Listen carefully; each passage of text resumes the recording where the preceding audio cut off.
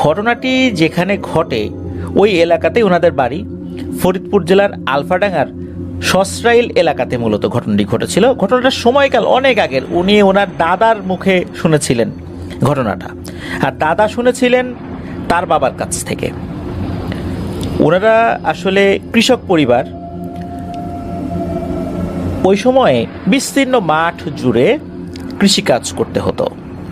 তখন কিন্তু এখনকার মতো যে এই রকম যন্ত্রচালিত বিভিন্ন জিনিসগুলো রয়েছে, যন্ত্রপাতি বা বিভিন্ন যানবাহন রয়েছে যেগুলো দিয়ে ক্ষেতগুলো মারাই করা যায়, এখন তো ট্রাক্টর রয়েছে। ওই সময় কিন্তু এরকম ছিল না।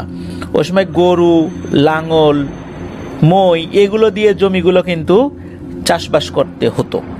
তখন মানে মানুষজন অনেক কষ্ট করতেন, কেননা সারাদিন ধরে কষ্ট করে অল্প কিছু জমি ওনারা চাষবাসের উপযোগী করতে পারতেন। এখনকার মতো তো এত অল্প সময় কাজ করার উপায় ওনাদের ওই সময় ছিল না, যার কারণে সময় ফসলও কম হতো। কম হবেই না বা কেন, তারা তো আসলে এত বিশাল জমি চাষবাস করতে পারতেন না। অনেক জমি অব্যবহৃতই থেকে যেত। যাই হোক, এই সাগর ভাইয়ের দাদার বাবা উনি কাজ করছিলেন। সাগর ভাইয়ের দাদাও তখন মাঠে ছিলেন। উনি লেখাপড়া করেন নাই, ছোটবেলা থেকেই উনি কৃষিকাজের সাথে যুক্ত ছিলেন। ওই সময়ে আশেপাশে এরকম লেখাপড়ার ব্যবস্থাও ভালো ছিল না, যার কারণে লেখাপড়া করার সুযোগটাও ওই সময়ের প্রেক্ষাপটে খুবই কম ছিল। এদিকে হয় কি, নির্দিষ্ট একটা সময় খাবার আনতে পাঠান সাগর ভাইয়ের দাদাকে তার বাবা, যা তো বাবা বাড়ি থেকে খাবার নিয়ে আয়।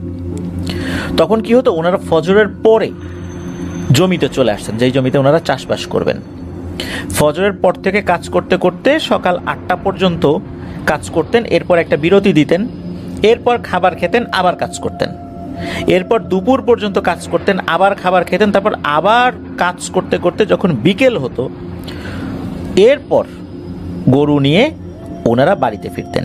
কেউ কেউ অবশ্য দুপুরের পরেই চলে যেতেন, কারণ সেই সকাল থেকে সন্ধ্যাবধি কাজ করা কিন্তু খুব কঠিন। এখন কাজের ধরন অনুযায়ী যার যেরকম কাজ ওই অনুযায়ী তারা পরিশ্রম করতেন আর কি। সাগর ভাইয়ের দাদাকে তার বাবা পাঠান বাড়িতে খাবার আনার জন্য। তো উনি খাবার আনতে যাবেন, এমত অবস্থায় দেখলেন যে এই সাগর ভাইয়ের যিনি দাদার মা, উনি খাবার নিয়ে আসছেন। কারণ হচ্ছে যে যখন ওনার মা দেখেছিলেন যে অনেক বেলা হয়ে যাচ্ছে, বেলা বলতে কিন্তু ওই সময় 8টা মানে তাদের খাবারের হিসাবে মানে বেলা, সাধারণত 7টা সাড়ে 7টার মধ্যে ওনারা খাবার খেয়ে নেন, ফজরের পর থেকে কাজ শুরু করে নিয়ে আর কি। এই জন্য উনি খাবার নিয়ে আসছেন। তো উনি যে খাবার নিয়ে আসছেন, নিয়ে আসার পর সাগর ভাইয়ের দাদা তো আর যান নাই, তার বাবাকে বলছেন যে বাবা, মা তো খাবার নিয়ে আসছে। তখন উনি কি করেছেন, ওই গরুটা একপাশে রেখে এক জায়গায় চলে আসছেন। ওখানে একটা গাছ ছিল, গাছের নিচে বসছেন। খাবার যখন খুলেছেন, খোলার পর দাদার মাও অবাক হয়ে যান, দাদার বাবাও অবাক হয়ে যান, সাগর ভাইয়ের দাদাও অবাক হয়ে যান। কারণ হচ্ছে যে খাবারটা আনা হয়েছে এটা একদম পচে নষ্ট হয়ে গেছে, দুর্গন্ধ বেরিয়ে গেছে। এদিকে সাগর ভাইয়ের দাদার বাবা উনি বলছেন যে এই কি নিয়ে আসছো, পচা খাবার নিয়ে আসছো কেন? দাদার মা বলছেন যে পচা খাবার অসম্ভব ব্যাপার, আমি মাত্র রান্না করে গরম খাবার আমি নিয়ে আসছি, এটা এত অল্প সময়ের মধ্যে কিভাবে পচে গেল? মনে হচ্ছে যে এটা 3 দিনের পচা খাবার, এরকম তো হতেই পারে না। সাগর ভাইয়ের দাদার বাবা উনি আবার কিছুটা বুঝতে পারতেন কিছু কিছু জিনিস। তখন উনি বলছেন যে আচ্ছা তুমি কোন দিক দিয়ে আসছো? তো উনি পথ বলেন, না এই পথ দিয়ে তো সবসময় উনি আসেন। তখন তো এরকম হয় নাই, আজকে কেন হঠাৎ এরকম হলো? সাগর ভাইয়ের দাদার বাবা উনি বললেন যে আজকে কেন যেন মনে হচ্ছে খারাপ কিছু হবে রে। তখন উনি ওনার স্ত্রীকে বলেন যে তুমি তাড়াতাড়ি বাসায় যাও, এক্ষুনি বাসায় যাও, মাথাটা ঢেকে যেও, খবরদার ঘোমটাটা খুলো না, কিন্তু মুখটাও ঢেকে রেখো। আর আমিও যত দ্রুত সম্ভব বাসায় আসার চেষ্টা করছি, মনে হয় আজকে ভয়ঙ্কর কিছু হবে। আসলে উনি কি বুঝতে পেরেছিলেন, কি দেখে বুঝতে পেরেছিলেন, এই বিষয়ে আমরা পরে যাব। এবার আসি পরের ঘটনায়। সাগর ভাইয়ের দাদার মা উনি তাড়াতাড়ি করে বাড়িতে চলে যান। এদিকে সাগর ভাইয়ের দাদা তার বাবাকে বলছেন যে বাবা আসলে হয়েছেটা কি একটু বলো না। তো উনি বলছেন যে তুই ছোট মানুষ, এত কিছু বুঝবি না, তোকে এগুলো পরে বলবো, এখন তাড়াতাড়ি কাজ শেষ কর, আমরা চলে যাব। তো এরকম কথা বলতে বলতে ওই যেই জায়গাটাতে গরু রেখে দেওয়া হয়েছিল আর কি, এক পাশে রেখে দেওয়া হয়েছিল, গরুগুলো সেখানে বিশ্রাম করছিল, হঠাৎ করে ভয়ঙ্কর একটা বজ্রপাতের আওয়াজ আসে, করাত করাত করে ভয়ঙ্কর একটা শব্দ। সাধারণত কি হয়, আমরা বিজলি চমকানোটা দেখি আকাশে, আলোর ঝলকানিটা দেখি, এর কিছুক্ষণ পর কিন্তু শব্দটা আমরা শুনতে পাই, কারণ শব্দটা পরে এসে আমাদের কাছে পৌঁছায়, আলোটা আগে আমরা দেখতে পাই, এটাই কিন্তু হয়। ওই সময় হয় কি, হঠাৎ করে একই সাথে বিজলির চমকানি এবং ভয়ঙ্কর শব্দ একসাথে হয়। মনে হলো সাগর ভাইয়ের দাদাদের গরু যেখানে দাঁড়ানো ওইখানে ওই বজ্রপাতটা হলো, অথচ আকাশে কোনো মেঘ নেই। গরমকাল, রোদ উঠেছে ভালোই, তখন সকাল 8টার সময় যেরকম রোদ ওঠে সাধারণত গরমকালে ওই রকমই উঠেছে। ওই বজ্রপাত যখন হয়েছে আশেপাশের লোকজন তো চমকে উঠেছে, আরে এ কি হলো, এখন তো আকাশে মেঘ নাই, এই বজ্রপাত কিভাবে হলো। ওইদিকে বজ্রপাতটা হচ্ছে এই যে সাগর ভাইয়ের দাদাদের যে গরু, এই গরুর এখানে, ওনারা দ্রুত ওখানে ছুটে গিয়ে দেখেন যে একটা গরু ছটফট করছে, চোখের সামনে ছটফট করতে করতে মারা গেল। এরপর সাগর ভাইয়ের দাদার বাবা বলছেন যে ইন্না লিল্লাহ, আমি আগেই টের পাইছিলাম একটা অঘটন ঘটবে, বজ্রপাতে আক্রান্ত কোনো প্রাণী সাথে সাথেই মারা যায়, এরকম ছটফট করার সুযোগ থাকে না, এটা সাধারণ কোনো বজ্রপাত না রে, তাড়াতাড়ি বাড়িতে চল। তখন সাগর ভাইয়ের দাদার বাবা বলছেন এই তোমরা সবাই কাজ কাম বাদ দিয়ে দ্রুত বাড়িতে ফেরত যাও। লোকজন তারা এই ঘটনার আকস্মিকতায় কিছুটা হতবিহ্বল হলেও কাজ ফেলে রেখে বাড়িতে চলে যাবেন এমনটা তো আসলে তারা মেনে নিতে পারছিলেন না, কারণ তাদের অনেক কাজ ছিল, জমিতে ফসল বুনবেন, কাজ ছেড়ে এই সকাল 8টার সময় যদি বাড়িতে চলে যান, সারাদিনের কাজ পড়ে আছে, এমনটা না যে দুপুর পর্যন্ত কাজ করেছেন তারপর চলে যাবেন। তো ওনাদের কেউ কেউ চলে গেছেন, অন্যরা বিশেষ করে অধিকাংশ লোকজনই তারা মাঠে কাজ করছেন এবং আলোচনা করছেন এরকম কেমন হলো, এক একজন এক এক রকমভাবে ব্যাখ্যা করছেন যে এই কারণে এটা হইতে পারে, নিশ্চয়ই অন্যরকম কিছু, কেউ বলছেন যে আরে এসব প্রকৃতির খেলা, কখন কি হয়েছে আমরা তো শিক্ষিত না, কি কারণে হয়েছে তো বুঝতে পারি না। তো এক একজন এক এক রকমভাবে ব্যাখ্যা করছেন বিষয়টা। এর মধ্যে হয়েছে কি, একটা অল্প বয়স্ক ছেলে সে দৌড়ে আসছে এবং চিৎকার করতে করতে আসে, এই সবাই পলাও পলাও, মানে পালিয়ে যাও, এই সবাই পলাও পলাও। ও যেরকম চিৎকার করছে দেখা যাচ্ছে যে ও আবার কিছু ছাগল পালতো, ছাগল নিয়ে মাঠে আসতো, ওই ছাগলগুলো ওর পিছন পিছন দৌড়াচ্ছে, মানে ছাগল ওর পিছনে দৌড়াচ্ছে, ওর ছাগলের আগে দৌড়াচ্ছে। সাধারণত কি হয়, যারা রাখাল এরা ওদের পশুর পেছনে পেছনে হাঁটে, কিন্তু এই ছেলেটা আগে আগে দৌড়াচ্ছে, মানে ওর ছাগল কোথায় কি গেল না গেল এই বিষয়ে ওর আসলে কোনো চিন্তা ভাবনা নেই, ছাগলগুলো ওর পিছু পিছু দৌড়াচ্ছে। এখন এই বাচ্চাটাকে কেউ কেউ বলছে কি হয়েছে কি হয়েছে, কথা বলার সময় নাই, পলাও পলাও পলাও, আসতেছে আসতেছে, ওরা আসতেছে, কে আসতেছে, ও আর কত কথা বলে না। এখন আরো কয়েকজন লোক বলতেছে কি আরে দূরে ছেলে ফেলে পাগল হয়ে গেছে, কি না কি দেখছে, এখন দৌড়াচ্ছে। এর মধ্যে ওনারা দেখেন যে মাঠের আশেপাশে দূরে দূরে যে সমস্ত জায়গাগুলোতে গবাদি পশু বাঁধা ছিল, এরা দড়ি টড়ি ছিঁড়ে যে যার মতো দৌড়াচ্ছে, এলোমেলো দৌড়াচ্ছে। তখন লোকজন বুঝতে পারেন যে নিশ্চয়ই এখানে কিছু একটা হয়েছে, ঘটনা কি, এরকম হচ্ছে কেন, এটা তো স্বাভাবিক কিছু না। তখন কিছু লোকজন দ্রুত চলে যাওয়া শুরু করবেন, এমত অবস্থায় কেউ বলছে এই আমার হাত তো চলতেছে না রে, আমার হাত চলে না কেন, কেউ হাঁটতে পারছেন না, এক পা চলছে তো আর এক পা চলছে না, কেউ বলছে যে আমি এক চোখে দেখতেছি আর এক চোখে দেখতেছি না, কেউ বলতেছেন যে আমার শ্বাস প্রশ্বাসে কষ্ট হচ্ছে, এইরকম শুরু হয়ে গেছে। তখন আর একজন মুরব্বী ছিলেন, উনি বলছেন যে আমাদের তো দেরি করা উচিত হয় নাই রে, আসলেই একটু আগে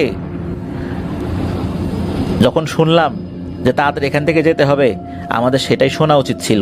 তা না হলে একটা গরু এইভাবে বিনা মেঘে বজ্রপাতে কিভাবে মারা গেল, এটা তো আমাদের বোঝা উচিত ছিল। এখন যতটুকু শরীরে শক্তি আছে, চল তাড়াতাড়ি পালাই। তো ওনারা কি করেছেন, দ্রুত ওখান থেকে চলা শুরু করেছেন। এর মধ্যে একজন আবার কি মনে করে পেছন দিকে তাকিয়েছেন, স্বাভাবিকভাবে ওটা তো তখন তো দিনের বেলা, পেছন দিকে তো তাকাবেনি, পেছনে এমন কোনো কিছু হচ্ছে না যাতে করে ওনাদের তাকানো নিষেধ, এমনিতে তাকিয়েছেন কৌতূহল হয়ে। তখন উনি একটা ভয়ঙ্কর দৃশ্য দেখেন। উনি দেখতে পান বিশাল বিশাল দানবাকৃতির অনেকগুলো প্রাণী, এরা ঠিক মানুষের অবয়ব না, আবার ঠিক প্রাণীর অবয়ব না, এটা যে কি এটা বোঝা যাচ্ছে না, তবে ভয়ঙ্কর দেখতে এক একটা জিনিস। এরা একে অন্যের সাথে যুদ্ধ করছে, মাটি থেকে 10-12 হাত উপরে এরকম তারা আছে, মাটিতেও না, মানে মাটি থেকে 10-12 হাত উপরে শূন্যে ভাসমান অবস্থায় এরা একে অন্যের সাথে যুদ্ধে লিপ্ত আছে, কিন্তু কোনো শব্দ হচ্ছে না। কারো কারো শরীর দ্বিখণ্ডিত হয়ে যাচ্ছে আঘাতে, যখন পড়ে যাচ্ছে তখন দেখা যাচ্ছে মাটিতেই তারা পড়ে গেল, পড়ে ভ্যানিশ হয়ে যাচ্ছে, ধোঁয়ার মতো হয়ে এরা বাতাসে মিশে যাচ্ছে। উনি কিন্তু পেছন দিকে তাকিয়ে যখন এটা দেখেছেন, কিছু সময় তাকিয়েই ছিলেন, জানি এটা আমি কি দেখছি। এরপর আর একজন ডাক দিয়েছে যে এই তাড়াতাড়ি আয়, তাড়াতাড়ি আয়, দাঁড়া আছিস কেন? তখন ওনার হুঁশ ফেরত আসে, উনি তখন আবার ঘুরে দৌড়ানো শুরু করেন। ওনারা যখন অনেক কষ্টে যে যার বাড়িতে পৌঁছান, এরপর থেকে হয় কি, তাদের শরীরের যেই যেই অংশগুলোতে তারা সমস্যা ফিল করেছিলেন ওই মাঠে থাকা অবস্থায়, ওই জিনিসগুলো অকেজো হয়ে যায়। কারো এক চোখ অন্ধ হয়ে যায়, কারো এক হাত কাজ করে না, কারো এক পা কাজ করে না, কারো শ্বাস প্রশ্বাস নিতে কষ্ট হচ্ছে, এরকম হয়ে যাচ্ছে বা এরকম হয়ে গেছে। এখন এইটা কেন হলো, হঠাৎ করে এরকম একটা সমস্যা দিন দুপুরে, এটা তো হওয়ার কথা না। তখন ওই সময়ের খুব নাম করা একজন ব্যক্তি ছিলেন, নাকি বুজুর্গ ব্যক্তি, তার নামটা জানা যায় নাই। তো তার কাছে কয়েকজন ব্যক্তি যান, যাওয়ার পর বলেন যে এই এই ঘটনা ঘটছে, দিনের বেলা আমরা এই ধরনের একটা ঝামেলার মুখোমুখি হয়েছি, আসলে ব্যাপারটা কি, কেন এমনটা হলো। তখন উনি ওনার অনুগত কিছু জিনদেরকে এই বিষয়ে তথ্য নিতে বললেন যে কেন দিনের বেলা এই ধরনের ঘটনাটা ঘটলো, কারণ কি, এই জায়গাটা তো কোনো ভুতুরে জায়গা না, প্রতিদিনই তো এরা এখানে কাজ করে, তাহলে কেন এমনটা হলো। কিছু সময়ের মধ্যেই এক রহস্যময় তথ্য উপস্থাপিত হলো সকলের সামনে। হুজুর এই বিষয়টা জানলেন, পরবর্তীতে সকলকে জানালেন এই ব্যাপারটা। উনি বললেন যে ওই সময়ে দুটো বিবাদমান জিনেদের পক্ষ হঠাৎ করে যুদ্ধে লিপ্ত হয়। ওই জায়গাটা তাদের যুদ্ধের প্লেস ছিল না, মূলত এই দুটা পক্ষ ভিন্ন ভিন্ন জায়গায় থাকতো, কিন্তু তাদের সাথে আগে থেকেই দ্বন্দ্ব ছিল। তো ওদের সর্দার ওদের কিছু জিনদেরকে নিয়ে একটা জায়গায় যাচ্ছিলেন, আবার ওই পক্ষেরও সর্দার তাদের অনুগত কিছু জিনদেরকে নিয়ে একটা জায়গায় যাচ্ছেন। প্রতিমধ্যে এইখানে তারা যখন মুখোমুখি হয়েছে, ওই সময় একে অন্যের সাথে উত্তপ্ত কিছু বাক্য বিনিময় হয়, এরপর মারামারি শুরু হয়ে যায়। মারামারি যখন শুরু হয়ে যায়, তখন ওরা উপস্থিত লোকজনদের উপরও কিছুটা প্রভাব বিস্তার করে। এটা যে ইচ্ছাকৃত হয়েছে বিষয়টা এরকম না, এরা যখন একে অন্যের উপর প্রভাব বিস্তার করছিল বিভিন্নভাবে, কারণ ওরা প্রত্যেকেই ব্ল্যাক ম্যাজিকে পারদর্শী ছিল। তো এর মধ্যে হয় কি, বজ্রপাত ঘটানোর যে ব্ল্যাক ম্যাজিক, এই ব্ল্যাক ম্যাজিকটা প্রয়োগ করে, কিন্তু দুর্ভাগ্যজনকভাবে ওইটা উপস্থিত একটা গরুর উপরে গিয়ে পড়ে। আর এইটা গরুর উপরে পড়ার কারণে এই বিদ্যায় পারদর্শী যে জিনটা ছিল, ওই জিনটা পরবর্তীতে এইটা আর নতুন করে অন্যদের উপর প্রয়োগ করতে পারেনি। ও একবারই এটা শুধু প্রয়োগ করতে পারতো একটা বিশেষ প্রেক্ষাপটে, কিন্তু কেন এটা গরুর উপরে পড়েছে এই বিষয়ে জানা যায় না। আর ওখানে যখন এই ধরনের যুদ্ধ শুরু হয়ে যায়, যুদ্ধ শুরু হওয়ার আগে থেকেই মূলত ওরা যখন যেই জায়গা দিয়ে যায়, বিশেষ করে প্রথম একটা পক্ষ আসছিল, ওই সময় যদি কেউ খাবার নিয়ে আসে, তখন এই খাবারের উপর একটা প্রভাব পড়ে। এটা যে ব্ল্যাক ম্যাজিকের প্রভাবে বিষয়টা এরকম না, ওরা যেদিক দিয়ে যায় দলবদ্ধভাবে, ওখানে কোনো ভালো খাবার থাকলে বা গরম তরতাজা খাবার থাকলে সে খাবারগুলো নষ্ট হয়ে যায়। এই জন্যই মূলত এই সাগর ভাইয়ের দাদার মা যখন গরম খাবার নিয়ে আসছিলেন, তার খাবারটা নষ্ট হয়ে গিয়েছিল। আর সাগর ভাইয়ের দাদার বাবা উনি পূর্বে থেকে শুনেছিলেন যদি গরম খাবার মাঠে নিয়ে আসার সময় নষ্ট হয়ে যায় তখন কোনো একটা অঘটন নাকি ঘটে। এই জন্যই উনি ওই সময় এটা বলেছেন, কিন্তু কি অঘটন এটা তো উনি আসলে বুঝতে পারেন নাই, বলতেও পারেন নাই। আর জিনেদের বিবাদমান দুটো পক্ষ যখন যুদ্ধে লিপ্ত হয় তখন আর একটা বাচ্চা যে প্রথম আল্লাহর ইচ্ছায় সে এটা দেখতে পেয়েছিল, যখন সে দেখতে পেয়েছে তখন সে দৌড় দিয়েছে। আর এই দৃশ্যটা উপস্থিত যেই সমস্ত গবাদি পশুগুলো অধিকাংশরাই এটা দেখেছে। কিন্তু সাগর ভাইয়ের দাদার বাবার যে গরুগুলো, তারা বজ্রপাতে ওই দুইটার মধ্যে একটা মারা গেছে, কারণ তখনও যুদ্ধ শুরু হয় নাই পরিপূর্ণভাবে। এই জন্য ওরা ছোটাছুটি করতে পারেনি, একটা মারা গিয়েছে। আর একটা মারা যাওয়ার পর অন্যটা ছোটাছুটি শুরু করেছে ভয়ে, এটা তো স্বাভাবিক। আর যখন যুদ্ধ শুরু হয়ে যায়, ওখানে একে অন্যে যখন একে অপরের উপর ব্ল্যাক ম্যাজিক প্রয়োগ করছিল যুদ্ধের সাথে সাথে, এর একটা প্রভাব উপস্থিত মানুষের উপরে পড়ে, যার কারণে প্রত্যেকেরই শরীরের অর্ধেক অংশ এ দ্বারা প্রভাবিত হয়। এরপর তো লোকজন বাড়িতে চলে আসে। যুদ্ধ শেষ হয়ে গেছে, কে জিতেছে কে হেরেছে এই বিষয়ে আসলে ওই হুজুর বিস্তারিত কিছু বলেন নাই। তবে হুজুর বলেন যে তোমরা আসছো ভালো হয়েছে, কারণ এই চিকিৎসাটা দ্রুত শুরু করতে হবে। এটা যেহেতু স্বাভাবিক কোনো অসুখের মাধ্যমে এটা হয় নাই, ইনশাল্লাহ ঝাড়ফুঁকে আল্লাহ তাআলা চাহেন তো ভালো হয়ে যাবে। এরপর থেকে ওই হুজুর টানা কয়েকদিন ওই লোকগুলোকে ওনার বাড়িতেই রেখে দেন। বাড়িতে রেখে বিভিন্ন ধরনের ট্রিটমেন্ট করেন, গাছগাছারা দিয়েও কিছু ওষুধ বানিয়ে ওনাদেরকে দেন। আল্লাহর রহমতে অধিকাংশ মানুষই ভালো হয়ে গিয়েছিলেন। হাতে গোনা কয়েকজন মানুষ পরিপূর্ণভাবে সুস্থ হন নাই, বিশেষ করে কারো এক চোখ যে অন্ধ হয়ে গিয়েছিল, তো চোখের দৃষ্টিশক্তি ফেরত আসলেও পরিপূর্ণভাবে আসে নাই। আগে যেরকম অনেক ভালোভাবে দেখতেন ওরকমটা হয় নাই। আবার কারো কারো হাত বা পায়ে পরিপূর্ণ শক্তি আসে নাই, এটা হাতে গোনা অল্প কয়েকজনের ক্ষেত্রে হয়েছে। আর অধিকাংশ যারা আক্রান্ত হয়েছিলেন এনারা প্রত্যেকে আল্লাহর রহমতে ঝাড়ফুঁকে সুস্থ হয়ে গিয়েছিলেন। প্রিয় লিসেনার্স, এই যে ঘটনাটা খেয়াল করুন যে এমন এক বিপদ, এটা বলে কয়ে আসে নাই, হঠাৎ করেই হয়েছে। আর এই ধরনের বিপদ কখন যে ঘাড়ের উপর এসে পড়বে এটা আমরা কেউ জানি না, আল্লাহ যদি আমাদেরকে হেফাজত না করেন। দেখেন ওই সময়ে জিনেদের বিবাদমান দুটো পক্ষ যে ওইখানে যুদ্ধে লিপ্ত হবে এটা ওই জিনেরাও জানে না। এভাবেই হঠাৎ করে শুরু হয়ে গেছে। এটা ওদের জন্য একটা বিপদের ব্যাপার ছিল, আর উপস্থিত মানুষদের জন্য তো অবশ্যই বিপদের কারণ। দিনের বেলা এই ধরনের ঘটনা যদি ঘটে, কারণ দিনের বেলা তো মানুষ চলাফেরা করে, তারা তো আর ঘরে বসে থাকবে না, মাঠের মধ্যে এই ধরনের ঘটনা ঘটেছে। তো এমনটাই আমাকে জানিয়েছিলেন সাগর ভাই। উনি এই ঘটনাটা বংশ পরম্পরায় আসলে ওনারা শুনেছেন, যেটা বর্ণনা করেছেন। আর ওই সময়ের একদম এক্স্যাক্ট প্লেস, সসরাইলের ঠিক কোন জায়গা, তো ঠিক কোন জায়গাতে হয়েছিল, ঘটনা সম্পর্কিত অনেক ব্যক্তিবর্গ রয়েছেন। তো ওই যেমন বুজুর্গ ব্যক্তি, তাদের নাম এইগুলো আসলে জানা যায় না। এই ঘটনাটি মূলত একজন গাছ ব্যবসায়ীর কাছ থেকে উনি সংগ্রহ করেছিলেন, যিনি বিভিন্ন এলাকা ঘুরে ঘুরে গাছ সংগ্রহ করেন। আর ওনার বেশ বড় বড় ট্রলার রয়েছে, যেগুলোকে অনেকে কার্গো বলেন। কার্গো তো অনেক বড় হয়, আবার ছোট ছোট ট্রলার রয়েছে, মাঝের আকারের ট্রলার রয়েছে, আবার বেশ বড় আকারের জাহাজও রয়েছে, যেগুলো সাধারণত অনেক গাছ একসাথে লোড দিয়ে এক জায়গা থেকে আরেক জায়গায় নিয়ে যাওয়া হয়। তো এভাবেই বিভিন্ন এলাকা ঘুরে ঘুরে উনি গাছ সংগ্রহ করেন। তো ওনার নাম হচ্ছে মোবারক। ওনার আরও বড় নাম আছে, তবে সংক্ষিপ্ত নাম আমরা বলছি সঙ্গত কারণে। মোবারক কাকাকে এই পিয়াল ভাই চিনতেন, আর সেই চেনার সূত্র ধরেই মূলত ঘটনাটি সংগ্রহ করা। চলুন কিভাবে ঘটনা সংগ্রহ করেছেন পিয়াল ভাইয়ের ভাষায় আমরা সেটি উপস্থাপন করছি। বলছেন পিয়াল ভাই, মোবারক কাকা আমাকে চিনতেন, অনেকদিন ধরেই আমাদের এলাকায় আসেন, তাই দেখাশোনা হতে হতে বেশ ভালোই সম্পর্ক হয়েছে তার সাথে।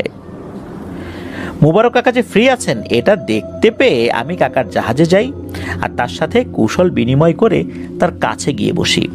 আমার উদ্দেশ্য ছিল কাকার কাছ থেকে এই জাহাজ নদী সম্পর্কিত কোনো ঘটনা পাওয়া যায় কিনা তা জানা এবং শোনা। আর আমার নিজের কাছেও জাহাজ, নদী এসবের ঘটনা খুবই ভালো লাগে। বেশ ভালোভাবেই মোবারক কাকাকে ধরলাম। মোবারক কাকাকে আমার এই বিষয় জানার ইচ্ছা প্রকাশ করতেই উনি হেসে বললেন, না বাবা, আমার কাছে এমন কোনো ঘটনা নেই যে তোমাকে বলবো।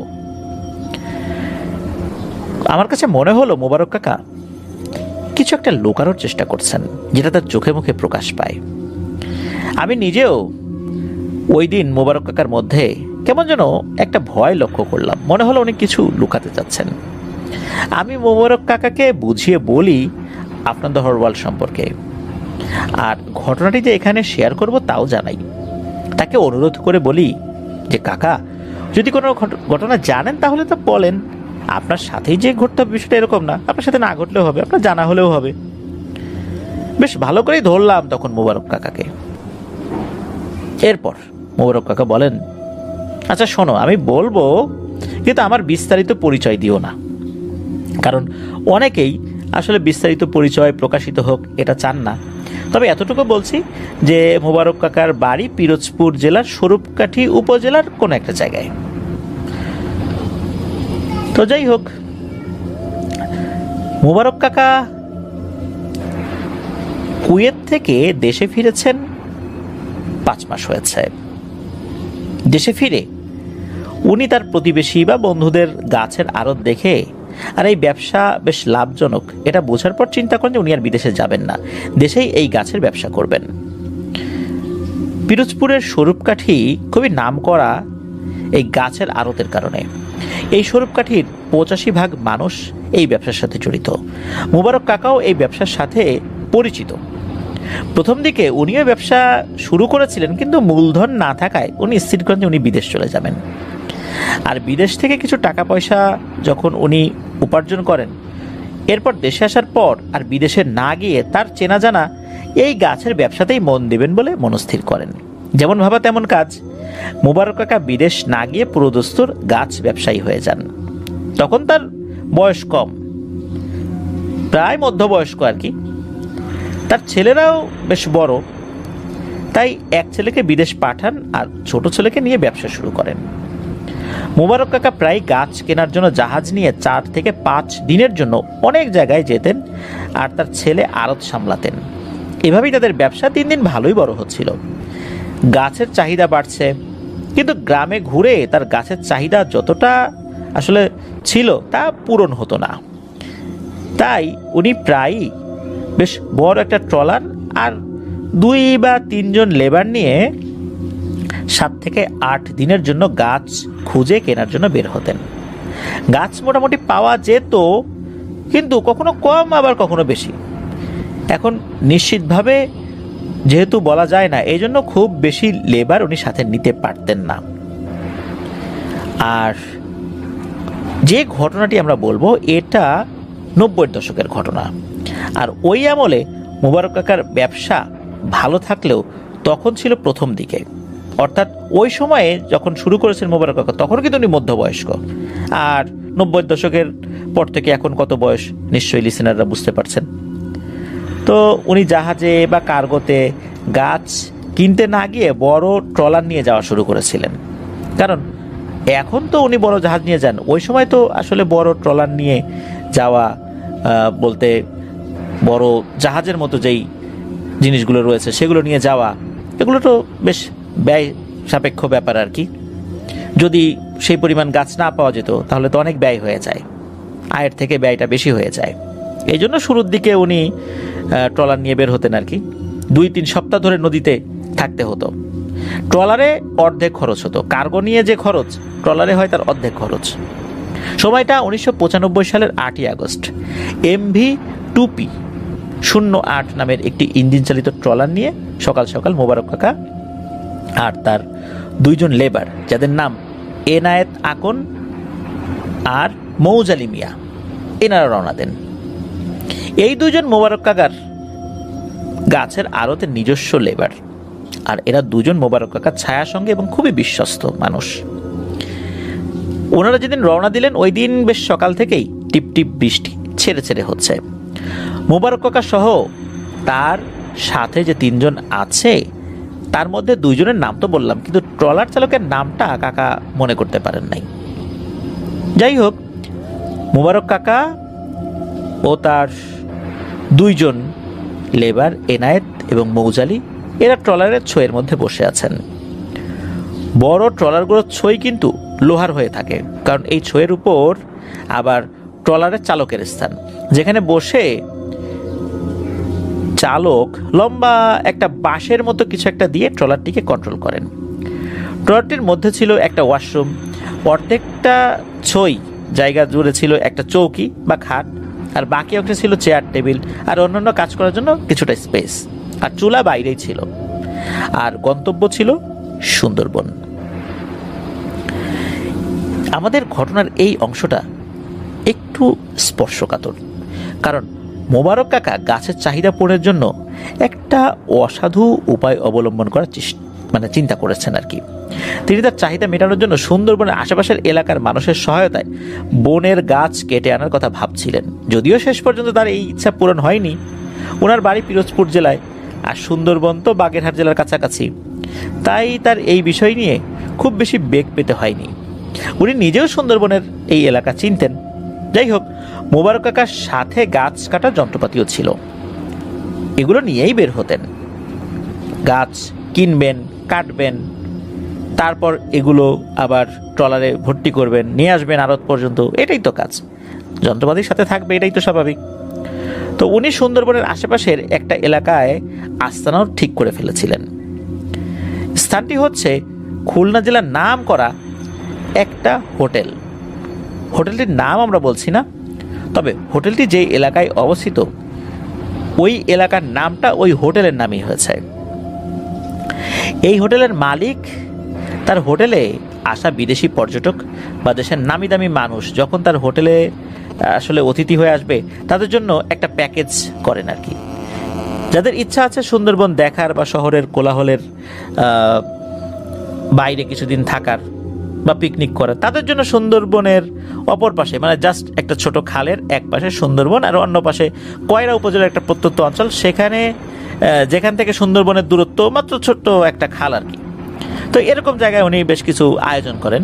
তো খালটির এক পাশে বন আর ঠিক তার অন্য পাশে 3 তলা বিশিষ্ট একটা বিশাল রিসোর্ট তৈরি করেছিল ওই হোটেলের মালিক। এটা বানানোর পরে প্রায়ই এখানে লোকজনের ছোট ছোট দল বেড়াতে আসতো, কিন্তু অজানা কোনো কারণে তারা একদিনও সেখানে থাকতে পারতো না। আর 1 বছর পরই হোটেল পক্ষ এই রিসোর্ট বন্ধ করে দেয়। ওই জায়গাটি পরিত্যক্ত অবস্থায় পড়েছিল, তাই মোবারক কাকা যে কোনো উপায়ে ওই রিসোর্টে থাকার ব্যবস্থা করেন, আর এখানে থেকেই উনি তার কাজ পরিচালনা করতে চান। সেখানে তার জন্য অনেক সুবিধা ছিল, পাশেই বন আর নদীও আছে, তাই তার যে উদ্দেশ্য ছিল তাতে এর চেয়ে ভালো জায়গা আর হতেই পারে না। আর এটা এমন প্রত্যন্ত এলাকা যে কারো খবর রাখানো আসলে অবকাশ নাই, কে কার খবর রাখবে, এই জন্য কারো খবর রাখার অবকাশ নাই। যাই হোক, মোবারক কাকা ওই জায়গায় পৌঁছেও যান, একদম উপরের তলায় থাকার বন্দোবস্ত করেন। মোবারক কাকা সহ তার দলের প্রায় সকলেই ধূমপান করতেন, আর সন্ধ্যা হতেই আশেপাশের এলাকা একদম নিস্তব্ধ হয়ে যেত। ওই রিসোর্টে তখন ইলেকট্রিসিটি ছিল না, তাই তারা হারিকেন ব্যবহার করতেন। প্রথম রাত্রে মোবারক কাকা সহ তার 2 জন যেই সঙ্গী আর যে মাঝি ওনারা ছিলেন, তারা 3 তলার বারান্দায় বসে গল্প করছেন আর প্ল্যান করছেন। এমন সময় মোবারক কাকা দেখতে পান ঠিক নদীর অপর পাশে বনের দিকের নদীর ভেতরে হঠাৎ একটা আগুনের গোল কুণ্ডুলি এসে পড়েছে, আর ওই জিনিসটা জ্বলজ্বল করছে আর মাছ ধরছে। মোবারক কাকা আর ওনার সঙ্গী এনায়েত আর মোজালিকে বিষয়টা দেখান, তাদের সাথে মাঝিও ছিল। তারা সবাই গ্রামের মানুষ, তারা কিন্তু এই বিষয়টা জানতেন। তারা সবাই বলেন যে আরে ও কিছু না, এরা হচ্ছে ফড়িং পোড়া, এদের কাজ হচ্ছে মাছ খাওয়া। নামটা হচ্ছে ফড়িং পোড়া বলেন এই 2 জন। এরা নাকি খালে বিলে বসে মাছ ধরে, আর ফসলের জমিতে পানি ওঠার পর যখন সেখানে মাছ চলে আসে তখন রাত্রে ফসলের জমিতেও নাকি এদের দেখা যায়। তারা মানুষকে পথ ভুলিয়ে দেয়, আর মাঝে মাঝে নাকি মানুষকে ফজরের আজান না দেওয়া পর্যন্ত ঘোরাতে থাকে। বিভিন্ন এলাকায় এদের নাম কানাভুলো, কানাহুলো, কানাহুলা এরকম বলে, আর এই এলাকায় ফড়িংপোড়া বলে। তো এসবই বলা বলি করছেন তারা চারজন। আর তারা এই বিষয়টা নিয়ে তেমন কিছু ভাবেনও নাই। ওই দিন বেশ রাত করেই তারা ঘুমিয়েছিলেন। কিন্তু মোবারক কাকা ওই গেস্ট হাউসে বেশ অস্বস্তিতে ছিলেন। তার কেমন যেন অদ্ভুত একটা অনুভূতি ফিল হচ্ছিল। উনি এটা মনের ভুলই মনে করেন। যাই হোক, মাঝরাত্রে মোবারক কাকা ওনার যে আর একজন সঙ্গী নিয়ে এসেছিলেন, যার নাম এনায়েত, এই এনায়েতের ঘুম ভেঙে যায়। কারণ উনি অনুভব করেন কেউ যেন তার পায়ে সুড়সুড়ি দিচ্ছে। এনায়েত ভেবেছেন হয়তোবা সাপটাপ হবে, তাই ওনার মাথার পাশে রাখা হারিকেনটা, যেটার আলোটা কমানো ছিল, ওই হারিকেনের আলোটা উনি বাড়িয়ে দেন। তবে হারিকেনের আলোয় উনি কিছুই দেখতে পান না। খোঁজাখুঁজি করে যখন কিছুই পেলেন না, উনি আবারও ঘুমিয়ে পড়েছেন। এরপর কিছু হয়নি। সকাল হয়ে যায়, ওনারা দ্রুত ঘুম থেকে উঠে যান। তারপর খাওয়া দাওয়ার ব্যবস্থা ওনারা করেন। মোবারক কাকার আরও দুজন সহযোগীরও আসার কথা ওখানে, যাদের বাড়ি ওই সুন্দরবনের আশেপাশের এলাকায়। কাকা অবশ্য তাদের নাম বলেন নাই। তাদের আসতে দেরি হচ্ছে দেখে মোবারক কাকা, এনায়েত আর মৌজালি এই তিনজন মিলে চিন্তা করেন যে তারা বনের আশেপাশে একটু ঘোরাঘুরি করবেন আর কিভাবে কি করা যায় সেই ছক হাতে কলমে বুঝবেন। তাই ওনারা বের হবেন। জঙ্গলে ঢুকবেন না, কারণ বন্যপ্রাণীর ভয় আছে। খাওয়া দাওয়া শেষ করে সকাল সকালই ওনারা বের হয়ে যান আর ট্রলারের মাঝিকে রান্না করার দায়িত্ব দিয়ে যান। বের হওয়ার পর ওই গেস্ট হাউসে মাঝি একলা হয়ে পড়েন। তো উনি রান্নার প্রস্তুতি নিচ্ছেন। এমন সময় উনি খেয়াল করেন যে তার পেছনে কিছু একটা আছে। তো উনি তো ইট দিয়ে চুলা তৈরি করেছিলেন। তখন উনি এটা খেয়াল করেন যে উনি ভাবছিলেন যে রান্না করবে, তাই হয়তো বা বিড়াল বা কুকুর বা এরকম কিছু একটা আসছে। তো এরকমই চিন্তা করছেন। তো উনি এই বিষয়টা একটু অস্বাভাবিকভাবে নেন নাই শুরুর দিকে। ওই মাঝি ভাত, ডাল আর কি যেন একটা সবজি রান্না করছিলেন। আর এর মধ্যে অন্যান্য যে সহযোগী আসার কথা ছিল তারাও এসে পড়েছেন। মোবারক কাকা ওই গেস্ট হাউসের আশেপাশের এলাকায় উনি তো ঘোরাঘুরি করছেন। তো তাদের নিয়ে আসলে সময় নষ্ট করেন নাই, দ্রুত কাজে চলে গিয়েছিলেন। মাঝি রান্না বেশ তাড়াতাড়ি শেষ করে ফেলে। রান্না শেষে খাবার নিয়ে নিচতলায়, 3 তলায় চলে আসেন আর কি।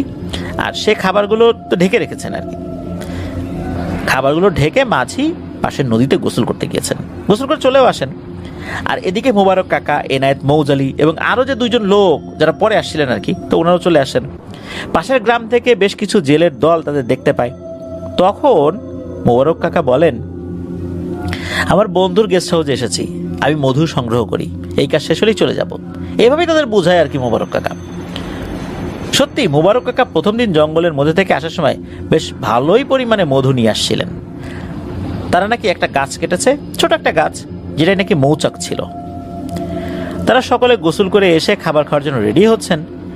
এমন সময় যখন খাবারের ঢাকনা ওঠানো হয় তখন সবাই অবাক, কারণ ভাতের মধ্যে যেন রক্ত। কোথা থেকে এমনটা হলো তা কেউই বুঝতে পারে না। যখন তারা সবজি আর ডালের ঢাকনা উঠায় তখন দেখে সবজির মধ্যে ধুলো বালি আর ডালের মধ্যে মাছের আঁশ, কাঁচা আঁশে পরিপূর্ণ সেটা। এতে সবাই বেশ রাগ করে ওই মাছির উপর। কিন্তু মাঝি সকলকে বলে যে আমি কেন এমনটা করব, আমি নিজেও বুঝতে পারছি না কেন এমন হলো।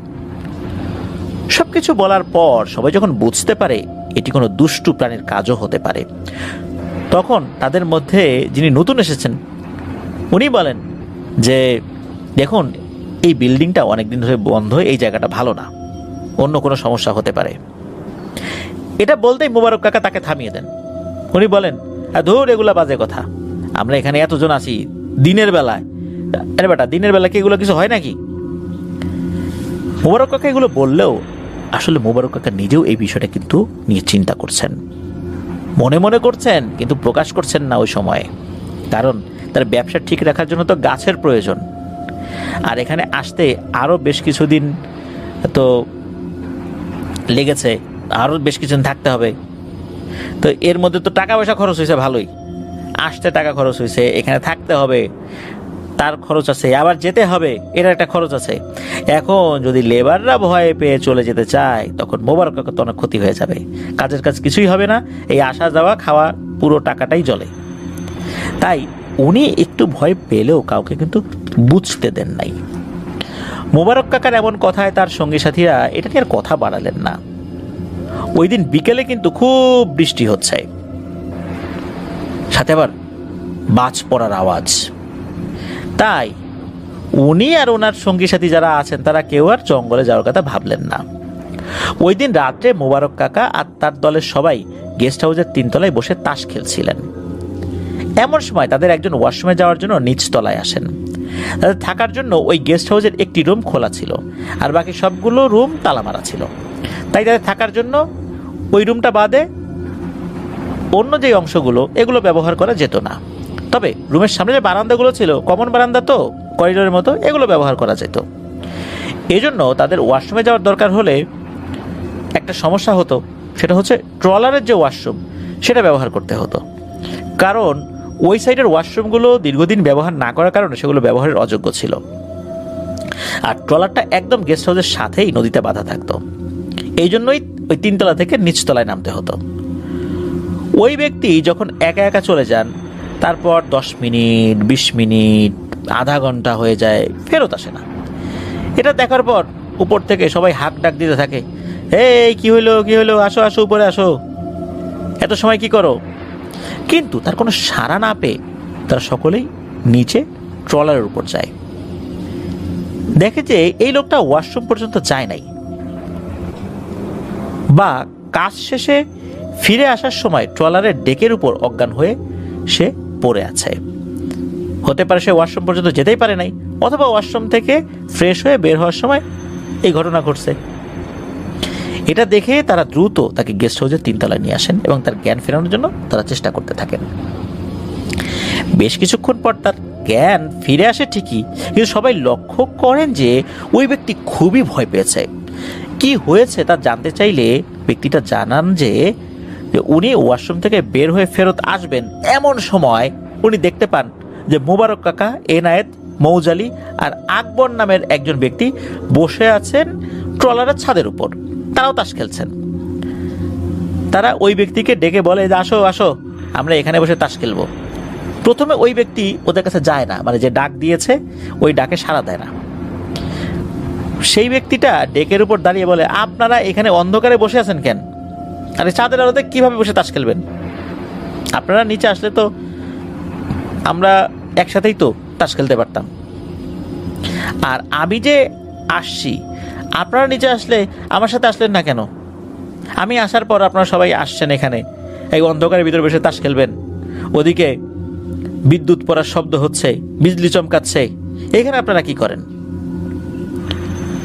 এইগুলো কিন্তু ওই ব্যক্তি স্বাভাবিকভাবেই তাদেরকে বলছিলেন, আর একটু একটু করে তাদের দিকে এগিয়ে যাচ্ছিলেন, মানে কথা বলতে বলতে এগিয়ে যাচ্ছিলেন আর কি। ট্রলারের ডেক থেকে ছাদ যে খুব বেশি উপরে তা কিন্তু নয়, লাফ দিয়ে উঠা যায়।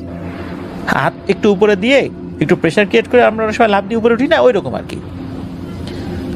তো যাই হোক, তখন ওই যে উপরে যে মোবারক কাকা, এনায়েত, মৌজালি এবং আকবর নামে একজন আছেন আর কি, এদের মধ্যে থেকে একজন বলে ওঠে, আরে আসলাম, এমনি আসলাম, এখানকার তো সবকিছুই আমাদের, যেখানে মন চায় সেখানে বসে তাস খেলবো, তুমি আসো, কাছে আসো।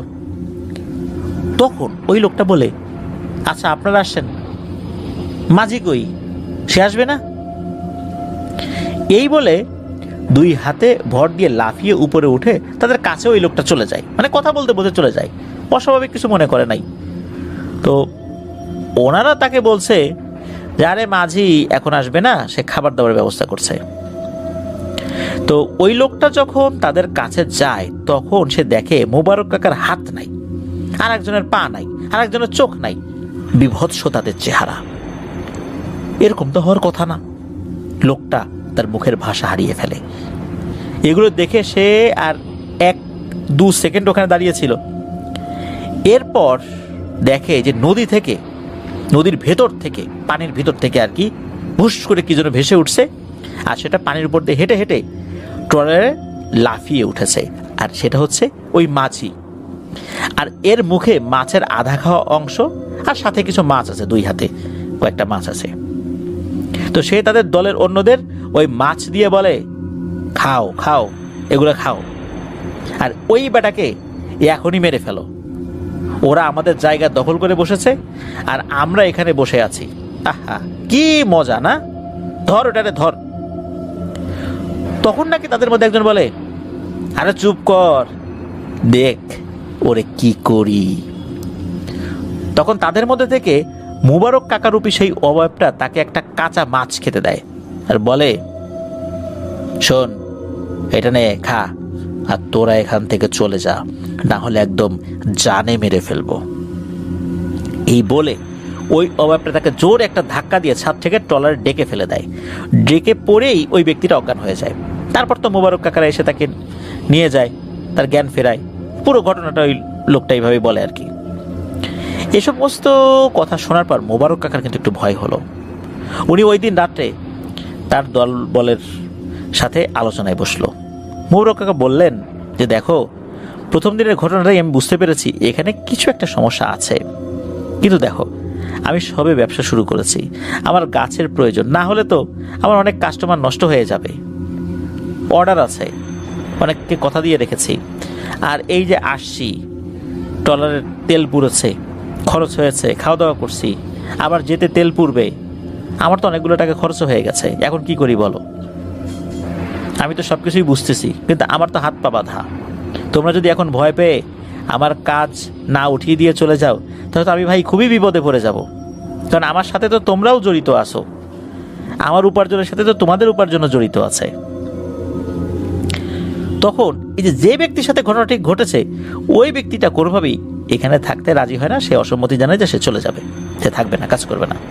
কিন্তু অন্য সবাই বলে যে যাই হোক, যা হওয়ার হয়েছে, মোবারক মিয়াকে এই কাজটা করে দিতেই হবে, তা না হলে তো আমাদেরও লস। মোবারক মিয়ার ইনকাম না হলে আমাদের ইনকাম কিভাবে হবে? আমাদের ইনকামও তো তার ইনকামের উপর নির্ভরশীল। এই জন্য আমাদের একটা উপায় বের করতেই হবে। তো এরকমটাই তারা আলোচনা করেন আর কি ওই সময়ে। তো অনেক ভেবে ওনার সিদ্ধান্ত নেন যে এই গেস্ট হাউসে ওনারা থাকবেন না, তার ট্রলারেই থাকবেন। বনের মধ্যে ঘুরে ঘুরে কিছু গাছ নিয়ে চলে যাবেন, যাতে করে মানে মোটামুটি মোবারক মিয়ার খরচটা উঠে যায়। এই বিষয়ে সবাই একমত হলো। তবে ওই রাত্রেও তারা গেস্ট হাউসেই রাত কাটানোর সিদ্ধান্ত নেন। কারণ সব কিছু গুছিয়ে তো ট্রলারে এই রাত্রে আসাটা সম্ভব না, কারণ ট্রলারে অনেক কিছু নিয়ে তো ওই গেস্ট হাউসে নিয়ে গেছেন আর কি। রাত্রে মোবারক কাকা ঘুমের মধ্যেই টের পান কেউ তাদের পাশে কথা বলছে। তারা বলছে, এদের সাহস তো অনেক, ওদের সাথে এর আগে যারা এসেছে তাদের মতো তুলে পানিতে ফেলবো। এই বিল্ডিংয়ের মালিক খুলনা থেকে 26 জন হুজুর এনে আমাদের তাড়ানোর জন্য চেষ্টা করেও পারেনি, আর এরা আসে আমাদের জায়গা দখল করে। এই বলে মোবারক কাকাকে প্রচন্ড জোরে মারে এক থাপ্পড় খেয়ে মোবারক কাকা ধর্মর করে উঠে বসছেন। মোবারক কাকা তার সাথীদের ঘুম থেকে তুলে বলে, আজকে রাতটা আর ঘুমাতে হবে না, জেগে থাকো। সব ঘটনা খুলে বলেন সবাইকে যে উনি শুয়ে শুয়ে ঘুমের ভিতরে এই ধরনের কথা শুনছেন আর এরপরে থাপ্পড়টা খেয়েছেন। এই সমস্ত কথা শুনে তারা কেউই রাত্রে আর ভয়ে ঘুমায় না। পরের দিন সকাল হতে না হতেই তারা সব কিছু গুছিয়ে ট্রলারে চলে আসেন। ট্রলার স্টার্ট দেবেন, কিন্তু দেখেন কোনো এক অজানা কারণে ট্রলার চালু হচ্ছে না। আর সকালবেলা প্রায় সকলের গায়ে জ্বর এসেছে। আর প্রথম দিন যে ব্যক্তি ভয় পেয়েছিল সেই ব্যক্তি একটু বেশি অসুস্থ। বাধ্য হয়ে মোবারক কাকা ওই পাশের একটা মস্ত বড় মাছের ঘেট থেকে কিছু লোক ডেকে নিয়ে আসে। ডুব দিয়ে দেখতে বলেন ট্রলারের পাখায় কিছু আটকে গেছে কিনা। তারা মোবারক কাকার কথা মতো ডুব দেন, কিন্তু তারা উঠে এসে বলে যে পাখাটা একদম ঠিক আছে। তখন ওই ঘেট থেকে এক মুরব্বী লোক এসে বলেন, বাবা, আসলে বলেন তো ঘটনাটা কি? আপনারা এখানে অন্য কোনো সমস্যার সম্মুখীন হয়েছেন নাকি? আমাদেরকে সত্যটা বলুন, তা না হলে তো আপনাদেরকে সাহায্য করতে পারবো না। তখন মোবারক কাকা সব ঘটনা তাদের কাছে খুলে বলেন। সব শুনে মোবারক কাকাকে ওই মুরব্বী বলেন যে, বাবা, আপনারা করছেন কি? কিভাবে এখানে 2টি রাত আপনারা কাটালেন? এখানে কোনো মানুষ আসুক তা তারা পছন্দ করে না। সাহেব, অর্থাৎ ওই হোটেলের মালিক আর কি, সাহেব এখানে এত টাকা খরচ করেও তার ব্যবসা টিকাতে পারেনি। সে খুলনা শহর থেকে ২৬ জন আলেম নিয়ে এসে ৭ দিন বসে প্রায় ৫০০ বিঘার মতো জমির মধ্যে আমাদের ঘেরটের নিয়ে এই জায়গা সম্পূর্ণ বাঁধিয়েছে, অর্থাৎ বন্ধ করিয়েছে, কিন্তু তাতেও কোনো কাজ হয়নি। এই গেস্ট হাউসে এমন এমন ঘটনা ঘটেছে যে মানুষ আর এই জায়গায় বেড়াতেও আসে না, আর আমাদের কেউই এখানে আসে না, গ্রামবাসী তো আসেই না। আর অনেক দিন ধরে পড়ে থাকতে থাকতে এই গেস্ট হাউসে এখন এই অশরীরীদের থাকার একদম উপযোগী জায়গা হয়ে গেছে।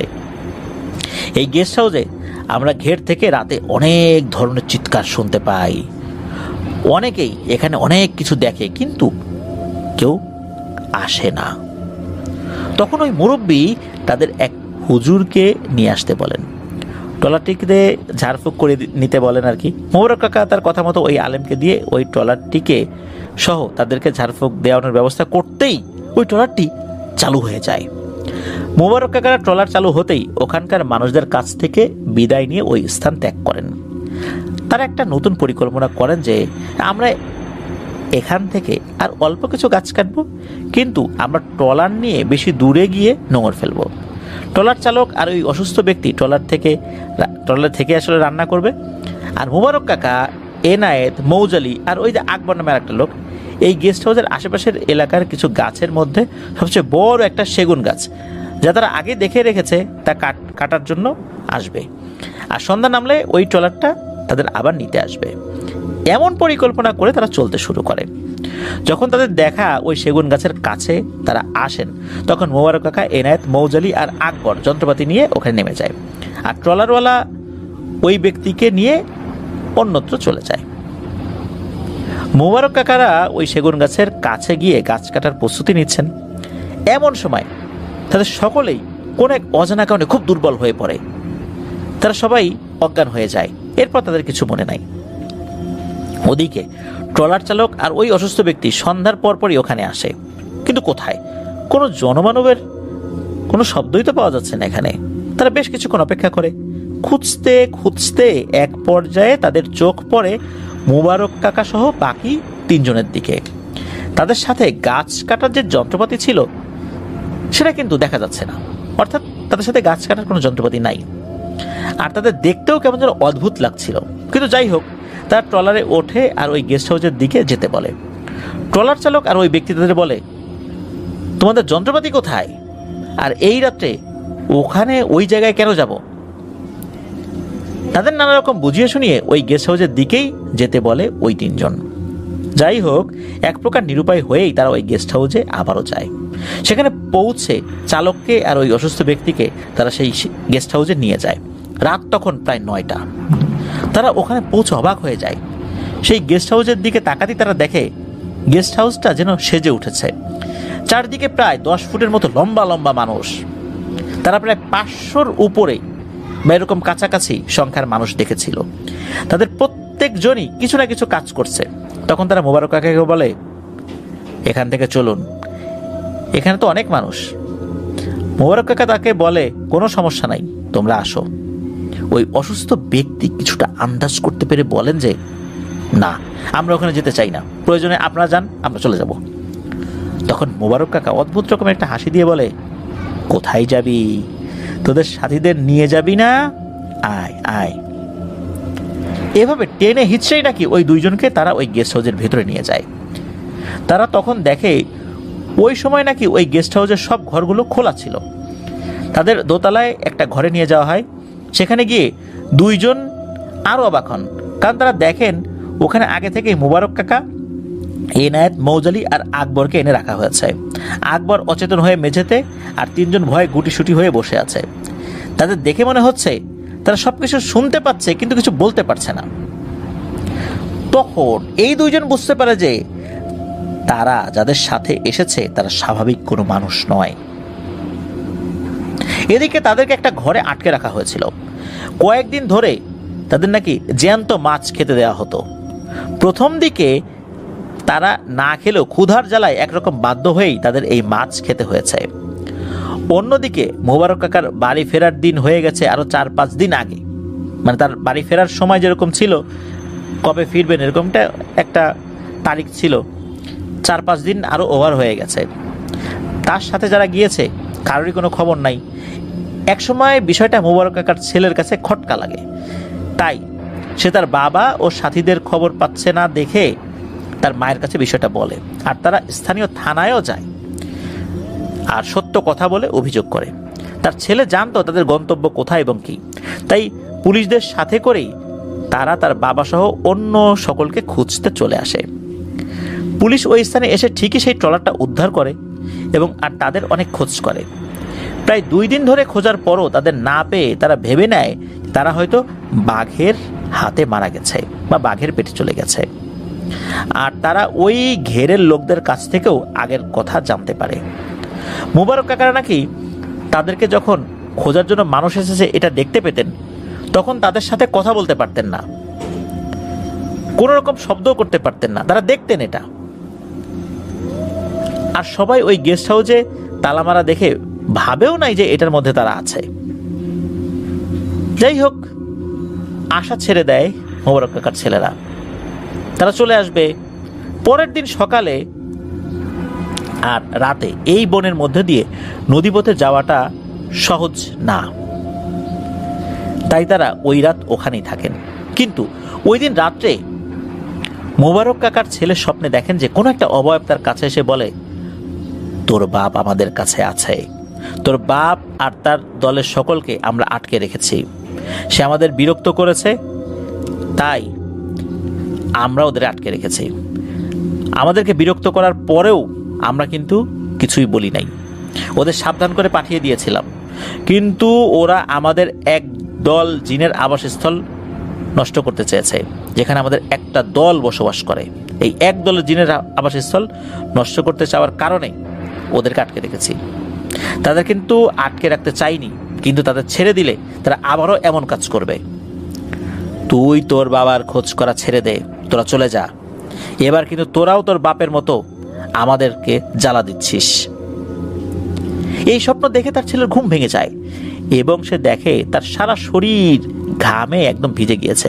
যে বুঝতে পারে তাদের বাবাকে পুলিশের সহযোগিতা নিয়ে খুঁজে পাওয়া যাবে না, তাই সে পুলিশদের সাথে তার এলাকায় চলে যায়। আর ওই স্বরূপকাঠি থানা থেকে কিছুটা দূরে কাজলা নামক স্থানে একটা মাদ্রাসা রয়েছে, যার নাম সারসিনা দরবার শরীফ। সম্ভবত মোবারক কাকা এরকম নামটাই বলেছিলেন, যা সঠিকভাবে আসলে মনে করতে পারেন নাই জাহিদুর রহমান পিয়াল ভাই। তো যাই হোক, ওই দরবারের যিনি হুজুর ছিলেন, কাকা তার নামটাও বলতে পারেন নাই যদিও, তবে তাকে আমির সাহেব বা এরকম কিছু বলে সম্বোধন করেছেন মোবারক কাকা। ওই আমির সাহেবের কাছে গিয়ে মোবারক কাকার ছেলে এবং তার পরিবার সবকিছু খুলে বলেন আর তাকে অনুরোধ করেন যে উনি এই বিষয়টা যেন সুরাহা করেন। তার অনেক ছাত্র আছে যারা জিন ছিলেন, তা কিন্তু এলাকার সবাই জানে যে এই হুজুরের অনেক ছাত্র আছে যারা জিন।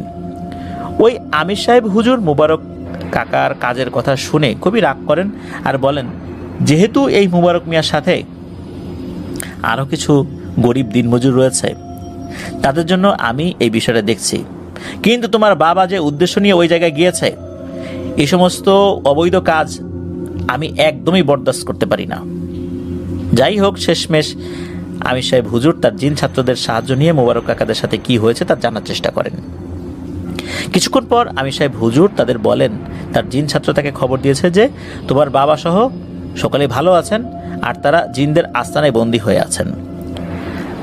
তার জিনরা খবর এনেছে যে তাদের বিরুদ্ধে অনেক অভিযোগ আছে ওই এলাকার জিনদের, তারা তাদের বাসস্থান ক্ষতিগ্রস্ত করেছে, নষ্ট করেছে। তোমাদের বাবা ও তার দলের জন্য ওখানকার এক জিনের অনেক প্রয়োজনীয় জিনিস নষ্ট হয়েছে, আর এগুলো নাকি তোমার বাবা এবং তার দলবল পানিতেও ফেলে দিয়েছে। এতে করে ওরা খুব ক্ষিপ্ত হয়েছে, তাই তারা তাদের ছাড়বে না। আর আমার জিনদের দিয়ে খবর পাঠিয়েছে যে আমি যেন এর ভিতর না আসি, কারণ তারা খারাপ উদ্দেশ্যে ওইখানে গিয়েছিল। তারা যদি ভালো উদ্দেশ্যে যেত একটা কথা ছিল, কিন্তু এরা গিয়েছে খারাপ উদ্দেশ্যে। এরপর আমির হুজুর বলেন যে আমি 2 দিন পরে ওই গেস্ট হাউসে গিয়ে কিছু রিচুয়ালের মাধ্যমে তাদের মুক্ত করার চেষ্টা করব ইনশাল্লাহ। এই 2 দিন আমার ছাত্ররা ওখানে গিয়ে ওই দুষ্ট জিনদের সাথে সখ্যতা করে তাদের ছাড়িয়ে আনার চেষ্টা করবে, কারণ এইটা আসলে যুদ্ধ করে হবে না, তাদেরকে কথা বলে মন নরম করে তারপর কাজটা করতে হবে। যদি তারা তোমাদের স্বজনদের নিয়ে না আসতে পারে তাহলে আমি গিয়ে তাদের নিয়ে আসবো। তোমরা চিন্তা করো না, আল্লাহকে ডাকো, ইনশাল্লাহ এই বিপদ কেটে যাবে। 2 দিন পর আমির সাহেব হুজুর আর তার খাদেম এবং মুবারক কাকার ছেলে ওই স্থানে যান, কারণ এই 2 দিনের মধ্যে জিনেরা আসলে তাদের সাথে সখ্যতা করে ওদেরকে ছাড়িয়ে আনতে পারেন নাই। হুজুর ওখানে পৌঁছে আজান দিয়েছিলেন, শুধু ওই গেস্ট হাউসের সামনে দাঁড়িয়ে। তাতেই নাকি ওই গেস্ট হাউসের তালা সব একাই ঠাস ঠাস করে খুলে যায়। আর তা শুধু মুবারক কাকা এবং তার সাথীরা, তার জিনেরাই দেখছে। মুবারক কাকা বলেন, হুজুর যখন আজান দিচ্ছিলেন তখন তারা জানালা দিয়ে হুজুরকে আর অন্য মানুষকে দেখতেন, কিন্তু তাদের এমন একটা মায়াজাল দিয়ে আটকে রাখা হয়েছিল যে তাদেরকে কেউ দেখতে পেত না। আজান দেওয়ার সাথে সাথে জিনদের ওই প্রাসাদ তছনছ হয়ে যায়, আর জিনদের সর্দার হুজুরের কাছে গিয়ে ক্ষমা চান আর তাদেরকে ফিরিয়ে দেন। কিন্তু ওই মুবারক কাকা সহ বাকি সবাই অজ্ঞান অবস্থায় ছিলেন যখন ফিরিয়ে দেওয়া হয়। আর তাদের মধ্যে যে ব্যক্তি একটু অসুস্থ ছিল সেই ব্যক্তিটা মারা গিয়েছিলেন।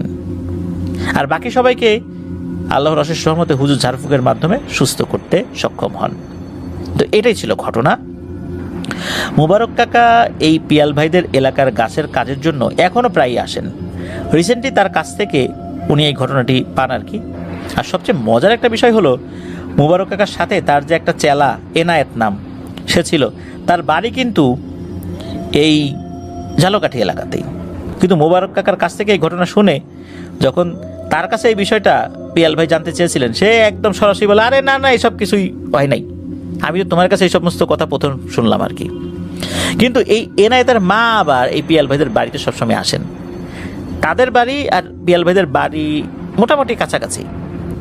তাই ওই এনায়েত ভাইয়ের মা মানে ওই কাকি ওনাদের বাসায় আসলে এই পিয়াল ভাই খুব ভালোভাবেই তাকে ধরেছিলেন এই বিষয়ে।